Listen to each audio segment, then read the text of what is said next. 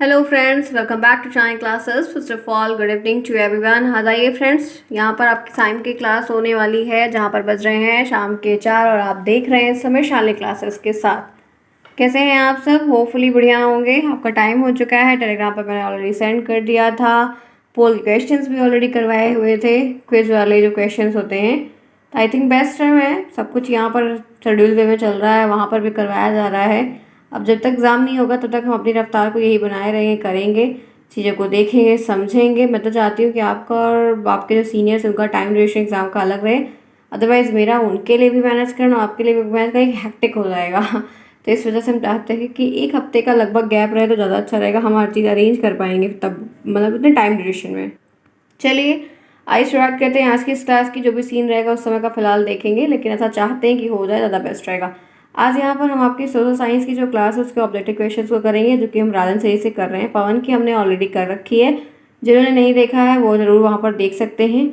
जिनके पास नहीं है राजन की वो पवन देख लें, पवन राजन जो भी ना हो देख लें। और मेरे पास जैसे पीडीएफ मिल रहे हैं, एक दो पीडीएफ मेरे पास राजन के आए हुए हैं, और तो मैं आपको टेलीग्राम पर जल्दी या करवाने के बाद शेयर कर देती हूँ। तो आप लोग अपने पास रख लीजिए, कोई दिक्कत नहीं है, आपको चीज़ें समझ में आ जाएंगी। सब कुछ सिलेबस से रहता है, जो ये नहीं रहते उसको डिस्कस कर लेते हैं, हो जाएगा। 50 नंबर का यह पेपर है, ध्यान रखिएगा। 40 प्रश्न आपको आएगा, 15 आपको बहुविकल्पी आएगा। और ये पेपर आपका दूसरे दिन होगा, पहले साइंस होगा, फिर मैथ होगा, फिर आपका सोशल साइंस होगा। एक दिन में 3 पेपर हमेशा होते हैं, शेड्यूल रहता है। तो आपका भी उसी दिन होगा। अच्छा सब्जेक्ट है, 25 नंबर पासिंग है, उससे कम आएगा तो बैक लगेगी, 25 आएगा तब भी पास हो जाएंगे। और ज़्यादा ही लाने का प्रयास करना है, हम पीछे के बारे में नहीं सोचते हैं। तो फ्रेंड्स, इस समय आप जुड़े हैं शानी क्लास साथ, मैं हूँ शालिनी, आप सभी का यहाँ पर स्वागत करती हूँ। अगर कोई प्रॉब्लम है तो मुझे कमेंट बॉक्स में पूछिए, आपको कमेंट बॉक्स उसका रिप्लाई करें, या तो मुझे मेल कर सकते हैं, तब भी आपको उसका जेन्युइन रिप्लाई जो है वो मिल जाएगा। टेलीग्राम को ज्वाइन करें, टेलीग्राम का लिंक आपको कमेंट बॉक्स में पिन करके मिलेगा, या तो आप टेलीग्राम पर भी जाकर शानी क्लास सर्च कर सकते हैं। 6,500 लगभग सब्सक्राइबर वहाँ पर हैं।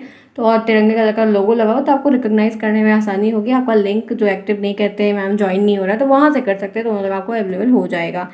So friends, let's begin today class. अब हमें क्या पढ़ना है वो हम देखेंगे। काफ़ी कुछ मैंने आपको ऑलरेडी करवा रखा है। आज हम जो चीज़ क्वेश्चंस के रूप में है डिस्कस करेंगे वो यहाँ पे आपका 80 प्रश्न से करेंगे।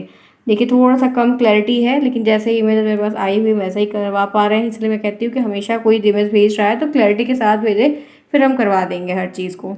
देखिए पहला क्वेश्चन आपके सामने स्क्रीन पर हम पढ़ भी दे रहे हैं कि क्या लिखा हो, ताकि आपको परेशानी ना हो। पहला है कि 0 डिग्री 0 डिग्री अक्षांश को क्या कहते हैं। ऑप्शन ए है भूमध्य रेखा, ऑप्शन बी है कर्क रेखा, ऑप्शन सी है मकर रेखा, ऑप्शन डी है आगे जो भूमध्य रेखा है, जो 0 डिग्री अक्षांश होता है उसको हम क्या कहते हैं। ये 16 में आया प्रश्न और 22 में आया प्रश्न। आप देख रहे हैं कि 4 साल के गैप में लगभग ये पूछा गया है, तो अच्छा प्रश्न, तरीका भी है, आप देख रहे हैं रिपीट हो रहा है तो आ सकता है।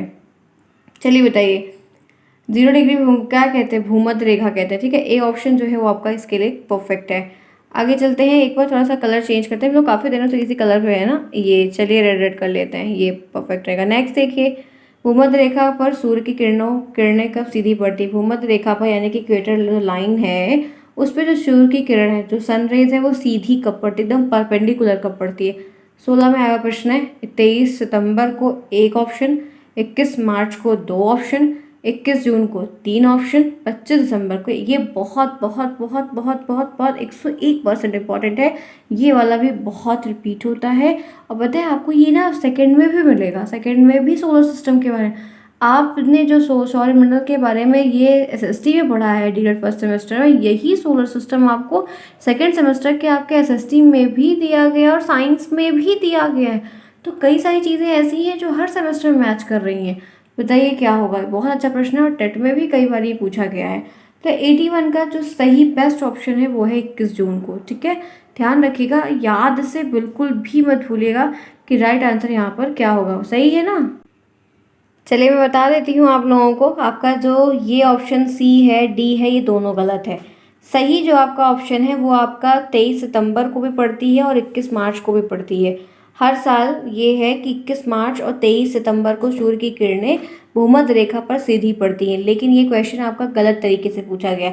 इन्होंने इनको बी और मतलब ए आ और बा 2 ऑप्शन साथ देना चाहिए, लेकिन इन्होंने नहीं दिया है। तो ऐसे प्रश्न जब कभी आ रहे हैं तो अब क्या ही कर सकते हैं, भगवान का नाम लेके ए वाला या कोई भी टिक करिएगा, दोनों फिलहाल के लिए सही है, क्योंकि इक्वेटर लाइन पर साल भर में 2 बार होता है ये चीज़। तो इस तरह से पेपर में गलतियाँ पीएनपी के द्वारा भी बहुत सारी पकड़ी गई हैं जो हुई हैं। ठीक है, ग्राम पंचायत के सदस्य चुने जाते हैं, जो ग्राम पंचायत के मेंबर होते हैं वो चुने जाते हैं, उनका सिलेक्शन होता है 2 वर्षों के लिए, 5 वर्षों के लिए, 7 वर्षों के, 10 वर्षों के लिए। बहुत अच्छा प्रश्न है और सिंपल प्रश्न है, हम जानते हैं। तो गलत करने का तो सवाल ही नहीं उठता है कि हम इसे गलत भी कर दें। तो ग्राम पंचायत के जो मेंबर होते हैं उनको जो चुना जाता है वो आप जानते हैं कि 5 साल के लिए चुना जाता है। कितने साल के लिए? 5 ईयर्स के लिए हम उनको जो है वो चुनते जाते हैं। आगे बढ़ते हैं, ये भी 16 का आया हुआ प्रश्न है। नेक्स्ट देखिए, ऋग्वेद में आयस शब्द का प्रयोग हुआ। ऋग्वेद में आयस शब्द का प्रयोग हुआ 18 का पूछा हुआ प्रश्न है। सोने के अर्थ में पूछा है, मतलब बताया है, चांदी के अर्थ में, लोहे के अर्थ में या तांबे के अर्थ में। ऋग्वेद में आयस शब्द का जो अर्थ का प्रयोग हुआ है वो किस सेंस में हुआ है? तो ऋग्वेद में अगर बात करते हैं तो वो लोहे के अर्थ में, आपको ये आयरन के अर्थ में देखा गया है। 18 का प्रश्न है, ठीक है, आ सकता है, मे बी नॉट श्योर, पर देख लीजिएगा। नेक्स्ट है, अभिधम पिटक किस बौद्ध संगति में संकलित किया गया? 18 का क्वेश्चन ये भी पूछा गया है। प्रथम में, द्वितीय में, तृतीय में, चतुर्थ में। 84 में बताइए क्या होगा? अभिधम पिटक किस बौद्ध संगति में संकलित किया गया? तो राइट आंसर जो है वो दूसरी है, ठीक है, दूसरा वाला जो बौद्ध संगति हुआ था उसमें इसको कलेक्ट किया गया था। नेक्स्ट देखते हैं, सौरमंडल का मुखिया। सौरमंडल का मुखिया कौन है? ये भी 18 का प्रश्न है। पृथ्वी है, शनि है, चंद्रमा है, सूर्य है। सौरमंडल का मुखिया, प्रधान, जो हर चीज़ को देख रहा है, करवा रहा है, तो वो क्या है? तो फटाफट करेंगे फ्रेंड्स। राइट आंसर यहाँ पर सूर्य है। सन है जो हर चीज़ों पे, मतलब वही मुखिया कहलाता है, क्योंकि उसके पास जो है खुद का अपना स्रोत है ऊर्जा का, विशाल, ठीक है। नेक्स्ट देखिए फ्रेंड, 86, विश्व का सबसे गहरा सागर महासागर कौन सा है? 18 का पूछा हुआ प्रश्न है। हिंद महासागर, प्रशांत महासागर, अटलांटिक और आर्कटिक। अच्छा क्वेश्चन है कि विश्व का सबसे गहरा महासागर कौन सा है। तो 86 में क्या होगा? जब आप क्लियर पूरी बात पहले मुझे बताइए कि यहाँ पर आपको क्या, क्योंकि मैंने करवाया है, बताया है, कॉन्टिनेंट का नेम, आपको ओशियंस के नेम बहुत अच्छे से बताए हुए हैं, नोट्स में भी परफेक्ट दिया हुआ है। आई होप सो कि प्रॉब्लम नहीं होगी। तो यहाँ पे आपका राइट आंसर क्या होगा वो आपको बताना होगा। तो वो है आपका प्रशांत महासागर, जो कि आपका यहाँ पर सही है।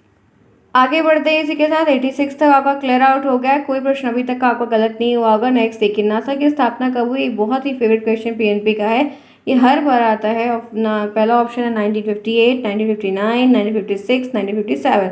स्थापना की अगर बात करते हैं तो वो यहाँ पर क्या है, जो कि 2018 में पूछा गया है। तो right answer one and only one option is best. 87 में क्या बेस्ट है? आपको कई बार है, डेट्स भी थोड़ी सी याद रखनी होगी। तो ए ऑप्शन जो है वो बेस्ट है। 1958 में ये चीज़ स्थापना हुई थी, और शायद जो डेट है वो 29 सितंबर समथिंग कुछ थी, श्योर 29 जुलाई थी, ठीक है, 29 जुलाई इसकी डेट थी। आगे चलते हैं इसी के साथ। नेक्स्ट, नगर पंचायत का कार्यकाल कितना होता है? ऑप्शन ए 3 वर्ष, ऑप्शन बी 4 वर्ष, 6 वर्ष, 5 वर्ष। बताइए क्या होगा? 88 का राइट ऑप्शन यहाँ पर आपका क्या होगा? नगर पंचायत का कार्यकाल जो होता है वो कितने वर्षों का होता है? तो हम जानते हैं फ्रेंड्स, ऑलवेज की तरह 5 वर्षों का। कितने वर्षों का? 5 साल का ये कार्यकाल रहता है, जहाँ पर इनको 5 साल पूरी कार्यवाही के साथ देखना, उठना, बैठना, कार्य करना होता है। नेक्स्ट देखिए, वैदिक ग्राम का मुखिया जो होता है वो क्या कहलाता है? कुलुप कहलाता है। कुलप, ग्रामिक, विस्पति और ग्रामीणी। बताइए, वैदिक ग्राम का मुखिया जो है वो क्या कहलाता है? तो क्या सही है आपके लिए, बता सकते हैं? तो यहाँ पर राइट आंसर जो होगा, ज़रा आप इसको मुझे कमेंट आउट में बताइएगा, कमेंट बॉक्स में आपके लिए आपका टास्क है आज। अब कुछ प्रश्न आप भी बताइए, देखते हैं आप लोग को कुछ याद है, क्योंकि पवन में भी हमने किया है, अब तो फिर आपको याद होना चाहिए। तो 89 जो है वो आपको कमेंट बॉक्स में बताना है। नेक्स्ट देखिए, किस हड़प्पा स्थल में कांस्य नर्तकी की मूर्ति प्राप्त हुई थी? कलीबंगा पहला ऑप्शन, चंदूदड़ो दूसरा ऑप्शन, हड़प्पा तीसरा ऑप्शन, मोहनजोदड़ो चौथा ऑप्शन। तो बता सकते हैं? ये भी बहुत अच्छा प्रश्न है कि हड़प्पा की कांस्य नर्तकी की मूर्ति कहाँ से प्राप्त हुई थी। आपको दोनों प्रश्न आपको टास्क में बताने हैं, क्योंकि मैंने आपको करवाया है। तो आप मुझे बताएंगे, कुछ प्रश्न आपके उत्तर मुझे मिलने चाहिए। आइए फिर इसी के साथ आगे बढ़ते हैं, देखते हैं नया प्रश्न। ग्लोब पर दो स्थानों के बीच की जो न्यूनतम दूरी होती है वो कितनी होती है? 16 पूछा गया प्रश्न है। 45 डिग्री उत्तरी अक्षांश, 45 डिग्री दक्षिणी अक्षांश, अंतर्राष्ट्रीय तिथि रेखा और प्रधान देशांतर पर। दो ग्लोब पर दो स्थानों के बीच की जो न्यूनतम दूरी होती है, एक मिनिमम डिस्टेंस जो देखने को मिलती है, वो आपको बतानी है। अब आपके पास ऑप्शन है, अब आप फटाफट देखिए और मुझे बताइए कि राइट आंसर क्या होगा, आपको क्या सही लग रहा है। चलिए बताइए, वक्त है, तब तक मैं एक चीज़ अपना भी थोड़ा सा देख लूँ बीच बीच में, ताकि मुझे कंप्लेन ना आए कि हम लोग को ना एक्टिव रहना पड़ता है बीच बीच में। चलो कोई नहीं, आप लोग भी इस फील्ड से होते तो मेरी बात को ज़रूर समझ जाते फ़िलहाल के लिए। चलिए बता दिया आप लोगों ने, आई होप सो कर लिया होगा। यहाँ पर एक सेकेंड, जस्ट अ मिनट, मैं आपको चीज़ें क्लियर आउट करके बताने ही वाली हूँ।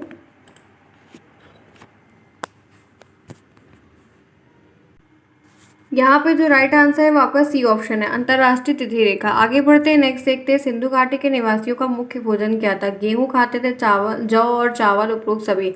18 का क्वेश्चन है, सही है कि सिंधु घाटी सभ्यता के जो निवासी थे उनका मुख्य भोजन था क्या खाते थे, क्या पीते थे? तो राइट आंसर उपयुक्त सभी होगा कि चावल का भी कर लिए थे, उनको चावल की जानकारी हो गई थी, गेहूं की भी, जौ की भी हो गई थी। आगे बढ़ते हैं, नेक्स्ट देखते हैं, लीप वर्ष में फरवरी कितने दिन की होती है? तो हम जानते हैं फ्रेंड्स 29 दिन की होती है, बिल्कुल भी टाइम वेस्ट नहीं करेंगे। लीप वर्ष कितने वर्षों के बाद आता है? हर 4 साल के बाद आता है। ये कोई क्वेश्चंस का फॉर्म नहीं, हमें पता है, नॉर्मल चीज़ें हैं। नेक्स्ट, कन्फ्यूशस का जन्म कहाँ पर हुआ था? ये डीएड सेकेंड सेमेस्टर का क्वेश्चन है फिलहाल के लिए, लेकिन ठीक है देख लेते हैं। तो कन्फ्यूशस सेकेंड में भी थोड़ा थोड़ा है, फर्स्ट में भी है। कन्फ्यूजन का जन्म कहाँ पर हुआ था? तो चीन में हुआ था, ठीक है।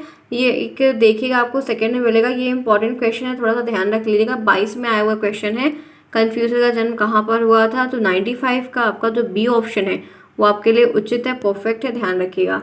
चीन का प्रसिद्ध दार्शनिक कौन सा? लाओ त्सो पहला ऑप्शन, कन्फ्यूशियस दूसरा, ए और बी दूसरा, और डी। बढ़िया है। चीन का प्रसिद्ध दार्शनिक कौन था, बता सकते हैं? कम ऑन फ्रेंड्स बताइए। 96 क्या होगा? इसी के साथ बताइए, फटाफट लाइक करिए। जिन्होंने क्लास को अभी तक नहीं लाइक किया है वो क्लास को लाइक करें, तभी हम आगे बढ़ेंगे। चलिए आंसर भी बताइए और फटाफट लाइक करिए, ईच एंड एवरी वन। जिन्होंने किया है उनको लिए बहुत अच्छा है, बहुत प्यारे हैं। जो नहीं किया वो भी बहुत प्यारे तो है ही है, लेकिन कर दें तो ज़्यादा अच्छा होगा। चलो फटाफट बताओ, लाइक करो जिन्होंने नहीं किया, फटाफट। 96 में क्या होगा फ्रेंड्स? कम ऑन, आपको सी ऑप्शन है, लाओ त्सो और कन्फ्यूशियस दोनों थे। आगे बढ़ते इसी के साथ, आई होप सो कि आपने कर दिया होगा, मुझे उम्मीद तो है। 97 में आइए, सूर्य के चारों ओर परिक्रमा करने वाले खगोलीय पिंड, सेलेस्टियल जो बॉडीज होती हैं उनको क्या कहते हैं? 16 में आया क्वेश्चन है। उपग्रह कहते हैं, पुच्छल तारा कहते हैं, शुद्ध ग्रह कहते हैं और ग्रह कहते हैं। तो 97 में क्या होगा? सूर्य के चारों ओर परिक्रमा करने वाले खगोलीय पिंड जो होते हैं उन्हें हम क्या कहते हैं, वो क्या कहलाते हैं? तो 87 में क्या होगा बताइए? 87 में क्या होगा? तो वो ग्रह कहलाते हैं, सी ऑप्शन जो है वो प्लैनेट कहलाते हैं। नेक्स्ट देखिए, नेक्स्ट है 98, वायुमंडल के किस स्तर में सर्वाधिक मौसमी घटना, जो मौसम की घटनाएं होती हैं वो सर्वाधिक सबसे ज़्यादा कहाँ पर होती हैं? तो ये भी आया हुआ प्रश्न है, ये शायद 2017 में आया, देखिए 17 में आया प्रश्न है। बताइए, मौसम में जो इतनी घटनाएं होती हैं वो समताप मंडल में होती हैं, क्षोभ में होती हैं, ब्राह्म में होती हैं, आयन में होती हैं? अच्छा है, बढ़िया प्रश्न है, ये भी आपको डीएलएड सेकेंड सेमेस्टर में भर भर के मिलेगा, दिया गया है। तो फर्स्ट का सेकेंड और सेकेंड का फर्स्ट में से इसीलिए चेंज करके पूछ लेते हैं कभी कभी ये लोग। तो बी ऑप्शन क्या होगा भाई? बी ऑप्शन सही, क्षोभ मंडल है जहाँ पर हम लोग रहते हैं, तो यहाँ पर हर चीज़ें होती रहती है, मौसम की सारी घटनाएं घटित होती रहती हैं। नेक्स्ट देखिए, यहाँ पर आपको क्या दिया गया है, सांख्य प्रदर्शक के प्रवर्तक कौन है? सांख्य दर्शन के प्रवर्तक कपिल, गौतम, पतंजलि और जैमिनी। ये भी ठीक है, अच्छा प्रश्न है, हो सकता है आपको ना पता हो क्योंकि आउट ऑफ सिलेबस थोड़ा सा है। तो राइट आंसर है कपिल, ठीक है। आगे चलते हैं, नेक्स्ट देखिएगा, महाभारत को जरूरी नहीं है कि ये आए भी, कोई नेसेसरी नहीं है कि आए। महाभारत को अन्य के नामों से हम जानते हैं, जय संहिता और शस्त्रशाह स्त्री संहिता, ए और बी दोनों। महाभारत को हम और किस नाम से जानते हैं? तो यहाँ पे ए ऑप्शन जो है वो बेस्ट है। एक बार थोड़ा इसको चेकआउट करिएगा, इनको दो तो इन नाम और हैं जो उस नामों से भी इनको जाना जाता है, तो पता होना चाहिए आपको। शायद दो नाम और है जितना हमको डाउट है, थोड़ा सा नाम में इसमें क्लैरिटी नहीं है, लेकिन एक बार गूगल कर लीजिएगा। नेक्स्ट बढ़ते हैं 101 में, सत्यमेव जयते किस उपनिषद से लिया गया? ये अच्छा प्रश्न है, ये पेट में भी एक बार शायद पहले वाले पेट में पूछा गया था, मैंने देखा था क्वेश्चंस। तो ये आपका 16 और 22 में पूछा गया है कि सत्यमेव जयते किस उपनिषद से लिया गया था? मुंडकों से, ऋग्वेद से, सामवेद से, यजुर्वेद से? ठीक है, बढ़िया प्रश्न है, बताइए गलत तो नहीं करेंगे कि गलत कर देंगे? उम्मीद है कि नहीं करेंगे क्योंकि आप लोग शायद पढ़े होंगे, बहुत बेसिक सा प्रश्न है और कई बार आता है। तो यहाँ पर जो राइट आंसर होगा आपका, वो आपका क्या होगा बता सकते हैं एक साथ? चलिए बताइए। ये आपको मैंने देखा है कि कई बार ये पूछे जाते हैं, बहुत मेनी टाइम्स ये आए हुए हैं।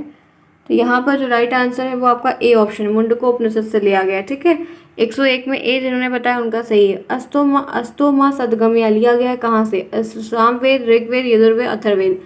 बताइए, अस्तोमा सदगम्या कहाँ से लिया गया है? बताइए फ्रेंड्स, फटाफट बताइए, ताकि आज हम सोच रहे हैं कि कुछ क्वेश्चंस के लिए, वैसे बहुत ज़्यादा क्वेश्चंस दिए गए हैं, फिलहाल के लिए कोई नहीं। तो यहाँ पर जो राइट आंसर है ऋग्वेद से, ठीक है। सी ऑप्शन 102 में जो है वो सी सही है। आर्यभट्ट थे। आर्यभट्ट कौन थे? खगोल शास्त्री, नाटककार, इतिहासकार, पुरातत्वविद थे। जल्दी बताइए क्या होगा, राइट आंसर क्या होगा? आर्यभट्ट कौन थे? गलत नहीं करिएगा फ्रेंड्स, बताइए क्या होगा। आपको पता होना चाहिए कि ये खगोल शास्त्री थे। ए ऑप्शन जिन्होंने बताया उन सब का ए ऑप्शन करेक्ट है।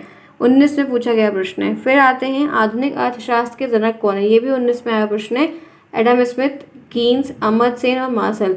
आधुनिक अर्थशास्त्र के जनक कौन है? तो one and only one option is best for this question. वो क्या है? आपका ए ऑप्शन एडम स्मिथ जो है वो सही है। नेक्स्ट, नगर निगम के सदस्यों का कार्यकाल कितना होता है? 2 वर्ष, 4 वर्ष, 3 वर्ष, 5 वर्ष। ये भी 19 में पूछा गया प्रश्न है। नगर निगम के सदस्यों का कार्यकाल कितना होता है? तो यहाँ पर जो राइट आंसर है वो आपको पता है कि 5 साल होता है, 5 ईयर्स होता है। नेक्स्ट देखते हैं, हड़प्पा के निवासी किस युग में थे? उत्तर पुषाण युग में, कांस्य युग में, लौह युग में, ताम्र में। हड़प्पा के निवासी किस युग में थे? तो 106 का जो सही आंसर होगा वो क्या होगा? आंसर करिए और बताइए फटाफट क्या होगा। तो राइट आंसर है ताम्र पुषाण युग में, ठीक है। डी ऑप्शन जो है वो आपका करेक्ट है, परफेक्ट है। नेक्स्ट देखते हैं, वर्षा ऋतु में जो बारिश का समय रहता है, तो 15 जून से 15 सितंबर का टाइम है। 15 जून से 17 जून, ए और बी दोनों, कोई नहीं।